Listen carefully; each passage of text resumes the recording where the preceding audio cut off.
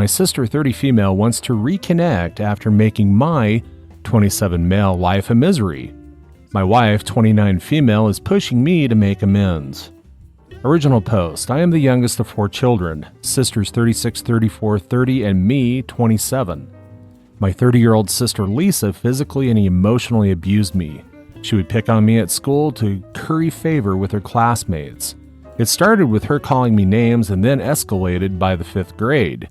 She pantsed me in front of a group of girls, exposing my private bits to a group of female friends. While I was young, she would beat me up. On more than one occasion, she would leave me bloody. When I was bigger than her and when she couldn't physically overpower me, she began spreading horrible rumors, including things about my purported homosexuality, bestiality, and sexual deviance. The teachers took her side, including the school's disciplinarian. They felt that I was making this up because she was a great student. I was also a straight A student as well. My sister consistently denied the accusations to my parents. My sister would play innocent at home and cry about how I was so mean to her and would go out of her way to be nice to me at home. Fortunately, my parents didn't buy it and eventually sent me to a different school to avoid her. My parents could never prove what she had done and were stonewalled by school officials who didn't see the bullying. Since the school was no help, my parents separated us and would routinely ensure that at home we were separated. She was even put in therapy, but she would still never admit to anything, even though they opted to send me to a different school in the same city. But I couldn't bring friends over because she would quickly tell them about my personality. Because of the abuse, my sister was phenomenally popular at school. She was basically treated like royalty by people who would ask what weird shit I had done on the weekend. If I wore a new shirt to school, she'd tell classmates that I was trying to fit in, so they'd amp up the abuse. Fortunately, this was before the rise of social media. I left for the university across the country, and it was transformative. I could be myself. My parents put me into therapy while I was at school, and I had to work on some issues, including trust and body issues, some of which I still have. A few years after high school, she eventually came clean to a therapist and admitted to my family what she had done to me. My family was horrified. My oldest sisters had routinely thought I was making this up, and while they wouldn't engage in the abuse, would never take my side or protect me. Consequently, I am close to my parents, but I could easily go the rest of my life without seeing my sisters. My oldest sister Sarah has made frequent attempts to reconcile, as have my other sisters, but I am not really interested. I got married last year, finished my graduate education, law school, and started working. My wife Audrey and I decided to elope, where we only invited parents and had a quick ceremony. Due to an unforeseen condom incident where I went in without a helmet, we got pregnant and had a beautiful daughter. Problem is, my sister Lisa and other sisters not only want to make amends, but to meet our daughter. I came home from work and my wife was sitting at the dinner table. She was reading a letter and asked me to sit down. My sister Lisa had written a long letter. Audrey wanted to read it first in case it was more of her craziness. In it, she outlined that she had been abused by someone outside of her family. She wrote about how she had ruined my life and relations with my sisters. She apparently had a sit down with my family and told them everything and wanted to approach me before they told me what was going on. I read the letter and felt very little, mostly disdain for her. My wife booked a couples therapy session. The therapist asked that we speak alone and we talked. I told her the extent of my sister's abuse and to what degree she had haunted my youth. The therapist was helpful but did recommend that I work on my issues some more. Felt like a money grab and that I should look within myself to forgive my sister, even if that means I don't pursue a relationship. My wife thinks that I should forgive her and that she and my sister should meet at a public location with the baby. I told my wife that if I'm forced to be near Lisa, I'll simply explode and have refused. Audrey didn't push it then, but has begun applying pressure on me to begin forgiving my sister. My sisters have also stepped up the frequency of the emails, letters, and communications through my letter or my wife. I got Lisa's email and wrote a formal cease and desist letter warning her that any further communication with me, my wife, or child would result in further legal action. It got back to my wife, who has been really upset with me. I feel like I have every right to keep them out of my life and owe them nothing. My wife thinks I owe my sister, who she feels has deeply been traumatized, the ability to apologize to my face. This past weekend, I was out getting some groceries for Audrey. When I arrived home, there was a car in the driveway that I didn't recognize. I went in and found my oldest sister. I was furious. I told her and her husband to get out. I was furious with my wife. We got into a fight and I told her to never, ever blindside me again or I'd divorce her. She felt bad, but I was so mad that I spent the weekend sulking and working in the basement.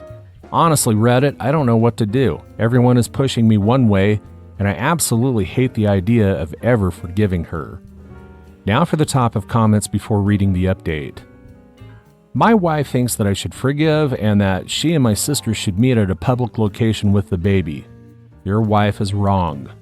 If you aren't comfortable, your sister does not see your baby and your sister is only allowed into your life on your terms. I could write a book on the screwed up relationship my husband and sister-in-law have. She's a two-faced, horrible person who has the entire world eating out of her hand. No one believes she could do the things that she's done, and she's flipped the narrative to make herself the victim. She isn't. She tried to be all pals once she has kids so that her kids could play together. Nope.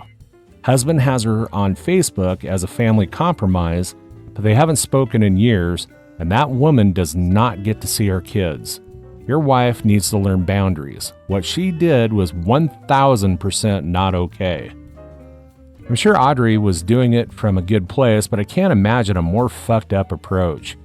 She came to apologize without any qualifications and said that she was sorry, but I really cannot understand how she felt that would work. My sister and her husband have these perplexed looks on their face, and my sister's husband tried to make personal offense. I mean, it was such a bizarre situation. Your wife is buying into the mentality that family trumps all. I used to be the same myself. After my first pregnancy announcement, I tried to mend fences. Husband said he wasn't okay with it, but I could go ahead on my own. It was a stupid choice that I immediately regretted. It became so clear that she had no problems with what she had done. In fact, using the opening I gave her to try to convince me my own memories were false. It was clear all she wanted was access to my kids and the picture-perfect appearance for Facebook. I used to be your wife. I thought we needed her to be a family and to keep everyone happy. I know it kills my mother-in-law. She will never see her grandkids all together, but we don't. We are happier without her. Even if she's good, I have peace of mind knowing that woman has no influence or place in our lives. Explain to your wife again how much damage your sister has done, and that even if you choose to forgive her, for your own peace, you do not want her in your lives. Any attempts to reach out by your wife will be regarded as betrayal. My wife is also very much of the mentality that we should try and create a big family for our daughter, which I'm not too worried about. My parents have been good at keeping the peace and staying out of the whole fight. My wife, as much as I love her, can be really naive. Now for the updates. Update. Welp, I don't know where to begin. I posted just over a week ago and I'm still gathering my thoughts, so here goes. After reading all the comments, I went and spoke to Audrey, my wife. She knew I was furious still and quickly opened the floor by apologizing and saying many of the things you had all said here. She even referenced comments by you/Naptown Cook, which took me by surprise. She said that she saw the thread. She was Googling relationship advice and came across r/relationships and saw this thread and realized that I had written it. Luckily, I used a throwaway account, We talked, she cried, and I ate. I felt vindicated, but was annoyed that I didn't get to have my dramatic moment. From what she told me, she has an aunt that her mother won't speak to, and she didn't want it getting to that level, and that is why she cried and she felt bad for everything, including meeting to my sisters without my knowledge or consent. It goes like this for a while, and wait, meet? As in, I've met them before, not just at our house. I asked her to clarify, and she admits that she met my sisters, save for Lisa, and I'll be getting to that, before. My wife's school is adjacent to where my sister works. I didn't know this. and they had met for coffee and lunch on a few occasions, with my middle sister coming to meet with them at least once. Son of a bitch. By this point, I am again furious. My oldest sister had bumped into my wife and they struck up a conversation.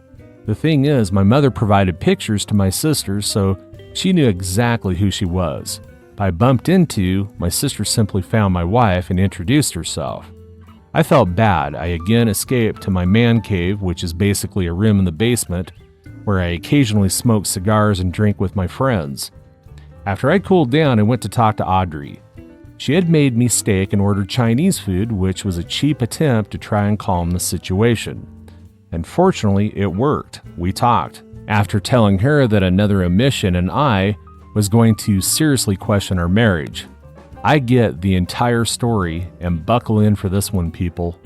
Lisa, my never-do-well abusive sister, has basically ruined the lives of everyone in my family.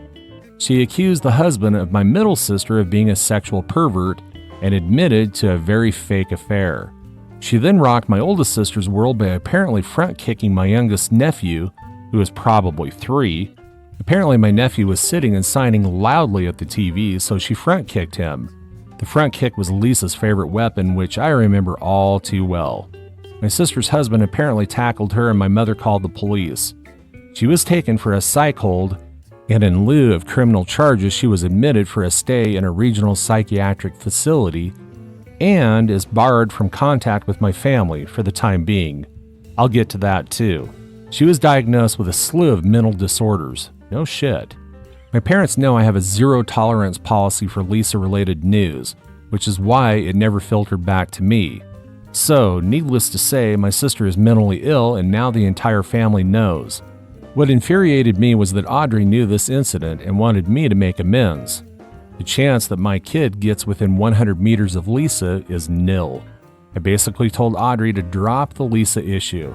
It was a non-starter. She's too sick, and I am too sure that she's not putting people on, that she's that cunning and too dangerous, and I'm not going to put myself in any position to deal with her. Audrey accepted that. My oldest sister had to face a bunch of demons and now realizes that to protect her husband and children, they can't be around Lisa, especially unsupervised. And Lisa can only be at events where there are a lot of potential witnesses. Lisa is not welcome at their home or my parents' home, and to interact with her. It has to be in a public place. Lisa cannot go near the children or her husband. My middle sister nearly wound up divorced. Her husband consistently claimed his innocence, but Lisa could spin a phenomenal story that was so convincing that people began to believe she was having an affair. My sister and her husband went through hell, but it turns out details are not Lisa's strength, and she wound up making claims that couldn't be backed up, and that's when it all fell apart. So my sister's husbands have banned Lisa from their houses and from seeing their kids. Lisa is now living in an apartment by herself and in routine therapy. Well, I guess after all these events went down, it became apparent that not only was I not crazy, but my reaction to it had been, at least partly, justified. My sisters decided that they wanted to make amends, but I had been really disinterested. That's when they picked on the weakest duckling, my wife. My mother didn't think it was a great idea and thought if there was going to be a meeting, my mother should put it out there and just let it be. I honestly would have chosen that route, but no. Audrey, doing her best to infuriate and annoy me, asked that I meet my sisters. It would be me, my 2 sisters, and no one else. I could set the time and place. I agreed on the condition that Audrey not attend and that there be zero expectations. I chose to meet them at a local pub, which I go to about an hour early. All week I had been dreading this. We had decided to meet on a Saturday afternoon. I got there early and I already had 2 pints in when they arrived. We sat and had a few moments of stilted conversation. I realized that their husbands had come and were sitting at a different table, so I simply invited them over. My sisters had brought pictures of their family and they talked about what they were up to and how they were proud of me for becoming a lawyer. Just as I was about to have my dramatic moment, the wind was knocked out of my sails again. My middle sister jumps straight to it and apologizes profusely, as does my oldest sister and her husband, who grabs my hand and tells me how sorry he is. Okay, seriously? I was infuriated that I was going to have my big dramatic moment only to have the proverbial chair kicked out from under me. This caused me to drink more. There must have been over an hour of them telling me what a scumbag my sister is, how they are sorry, how they realize they damaged my childhood, etc. Well, afternoon turns to evening. I recommend that we take a photo to send to my parents.